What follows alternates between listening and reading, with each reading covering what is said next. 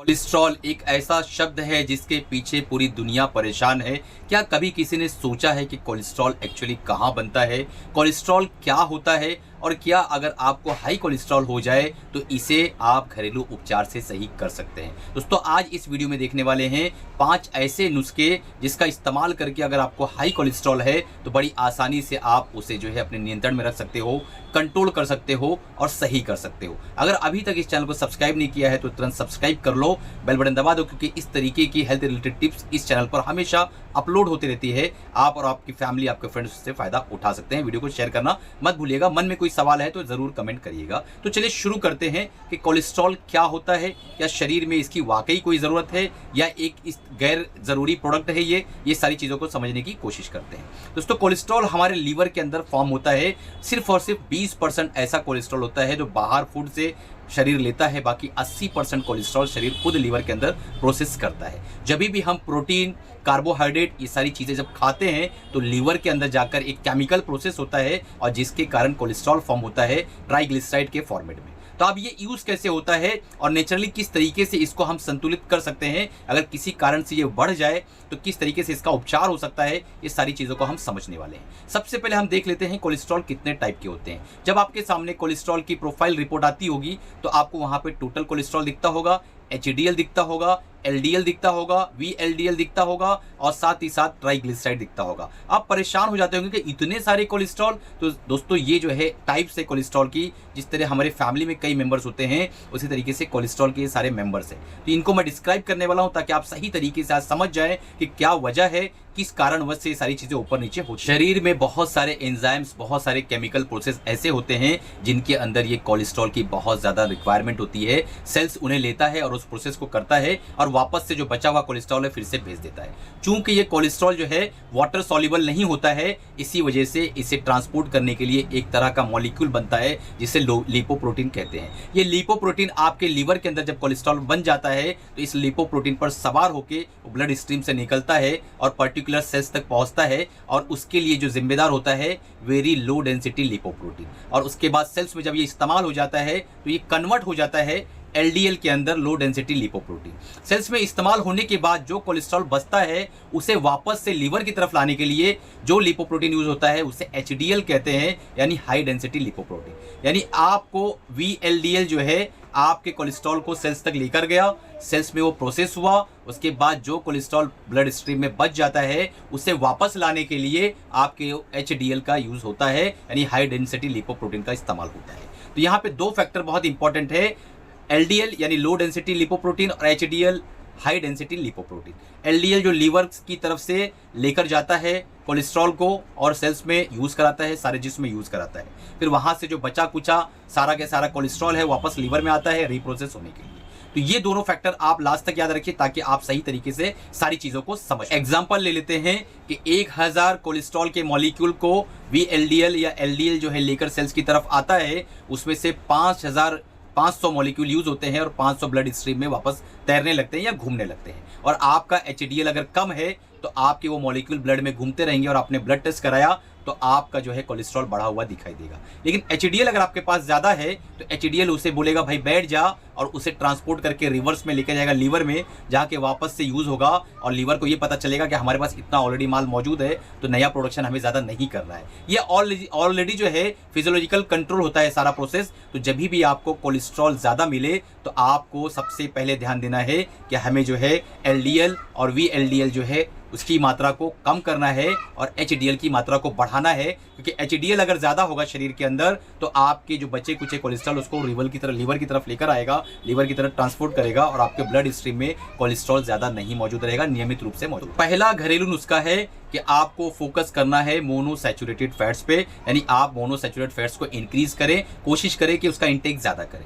Fats 2 type के होते हैं, एक होता है सैचुरेटेड फैट्स जो जमने वाले और गाढ़े जो तेल होते हैं, घी होता है, और एक होता है अनसैचुरेटेड फैट्स। अनसैचुरेटेड फैट्स में 2 टाइप्स होती है, एक मोनोसैचुरेटेड, एक पॉलीसैचुरेटेड। तो हमें यहाँ पर मोनोसैचुरेटेड फैट्स को बहुत ज्यादा मात्रा में इंटेक करना है ताकि हमारा जो है LDL लेवल और VLDL लेवल जो है डिक्रीज हो और HDL लेवल इंक्रीज हो। मोनोसैचुरेटेड फैट्स के अंदर बहुत ज़्यादा क्षमता होती है HDL लेवल को इंक्रीज करने की और जो बैड कोलेस्ट्रॉल है उसे कम करने की, उसे कंट्रोल करने की। ये मिलता कहाँ पे है? अगर आपने जो है मोनोसैचुरेटेड फैट्स पे फोकस किया, उसे इस्तेमाल किया, तो आपके शरीर के अंदर कोलेस्ट्रॉल कुछ ही हफ्तों में कंट्रोल में आ जाएगा, नॉर्मल आ जाएगा। ऑलिव ऑयल, मस्टर्ड ऑयल, अगर आप कोकोनट ऑयल लेते हैं या इस तरीके से एवोकाडो, ये सारी चीज़ों के अंदर आपको मोनोसैचुरेटेड फैट्स भरपूर मात्रा में मिलेगी। तो कोशिश करें जब भी आप गिज़ा खाएं तो ऑलिव ऑयल या फिर इस तरीके से एवोकाडो, नट्स, वॉलनट्स, इस तरीके की चीज़ों को यूज़ करें ताकि मोनोसैचुरेटेड फैट्स आपके शरीर में ज़्यादा आ। दूसरा घरेलू नुस्खा है कि यूज़ पॉलीसैचुरेटेड फैट्स ओनली, यानी आपको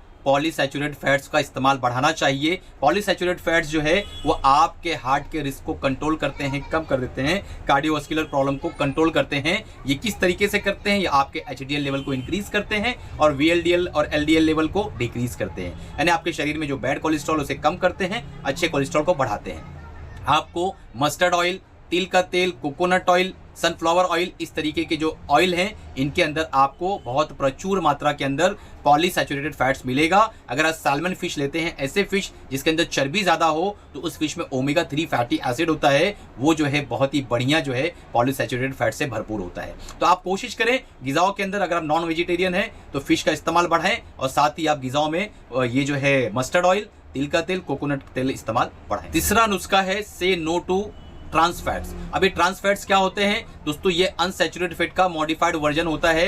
अनसैचुरेटेड फैट के अंदर हाइड्रोजिनेशन एक प्रोसेस होता है, उसको करने के बाद ये सैचुरेटेड फैट में कन्वर्ट हो जाता है और आपका जो भी तेल है वो चिपचिपा और थोड़ा सा गाढ़ा हो जाता है। आमतौर पे बड़ी जो कंपनियां होती हैं इन तरह के प्रोसेस का, हाइड्रोजिनेशन का यूज़ करती हैं ताकि जो आपके जो प्रोडक्ट्स हैं वो थोड़े से गाढ़े, थिकी और बहुत ज़्यादा यम्मी लगे। दोस्तों आप जब भी मार्ट में या कहीं जाते हैं तो आप जब भी कोई चीज़ खरीदें तो वहाँ पर आप कंपोजिशन में देखिए, वहाँ पे अगर 0.5% से कम ये लोगों ने इस ट्रांस फैट का यूज़ किया है तो वहाँ पे 0 लिख देते हैं। बट आप आसानी से पता कर सकते हैं, जब आप रीड करेंगे तो वहाँ पर आपको लिखा रहेगा कि इसके अंदर थोड़ी मात्रा ट्रांस फैट की मौजूद है या हाइड्रोजनेटेड अनसैचुरेटेड फैट मौजूद है। इसका ये मतलब है कि यहाँ पे ट्रांस फैट है, तो उस चीज़ को आप अवॉइड करें। बड़ी आसानी से इसे आप पकड़ सकते हैं, जान सकते हैं और परख सकते हैं। ये बहुत ही ज़्यादा घातक होता है ट्रांस फैट, जो आपके हार्ट के रिस्क को कई गुना ज़्यादा बढ़ा देता है। तो आप कोशिश करें कि इन तरह के पदार्थ से, बड़ी कंपनियों की जो इस तरह के प्रोडक्ट हैं उनसे बचना है आपको,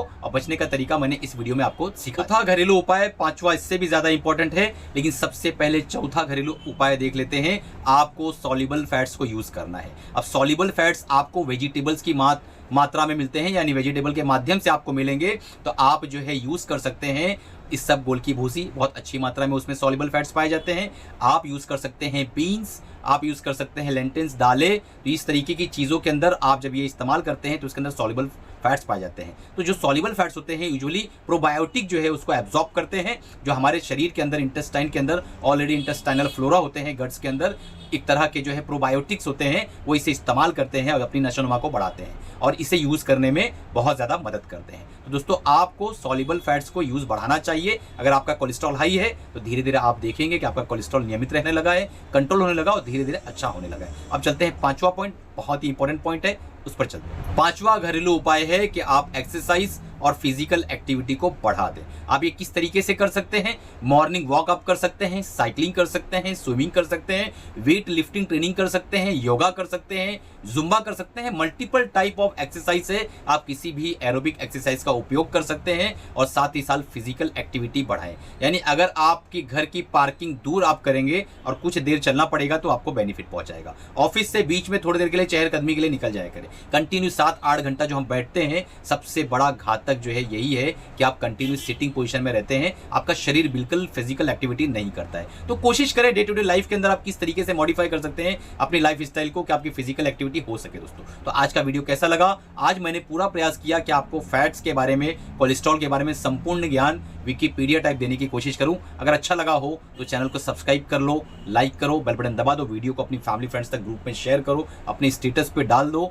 और अगर कोई मन में सवाल है, आपकी फैमिली में कोई किसी बीमारी से जूझ रहा है तो मुझे ज़रूर जो है कमेंट करो, मैं उसका रिप्लाई भी करूंगा और अपॉइंटमेंट लेके आप अपना इलाज भी शुरू करवा सकते हो। दोस्तों मिलते हैं अगले प्रॉब्लम में, तब तक के अच्छा खाओ, खुश रहो और हेल्दी रहो, कोलेस्ट्रॉल फ्री लाइफ रहो।